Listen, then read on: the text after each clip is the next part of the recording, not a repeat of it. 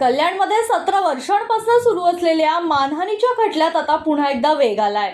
2009च्या लोकसभा निवडणुकीदरम्यान कोळशेवाडी परिसरातील शिवसेनेच्या सभेत दाखवण्यात आलेल्या एका सीडीवरून हा खटला दाखल करण्यात आला होता। तत्कालीन लोकसभा उमेदवार वसंत डावखरे यांची बदनामी केल्याचा आरोप या प्रकरणात करण्यात आला होता। या प्रकरणात शिवसेना ठाकरे गटाचे पक्षप्रमुख उद्धव ठाकरे यांनी देखील आज कल्याण न्यायालयात व्हिडिओ कॉन्फरन्सिंगद्वारे आपला जबाब नोंदवला। आपल्यावरील आरोप निराधार असून हा खटला खोटा असल्याचं उद्धव ठाकरे यांनी जबाबात म्हटल्याची माहिती त्यांचे वकील जयेश वाणी यांनी दिली आहे। दरम्यान या प्रकरणातील उपमुख्यमंत्री एकनाथ शिंदे यांचा जबाब उद्या व्हिडिओ कॉन्फरन्सिंगद्वारे नोंदवला जाणार आहे।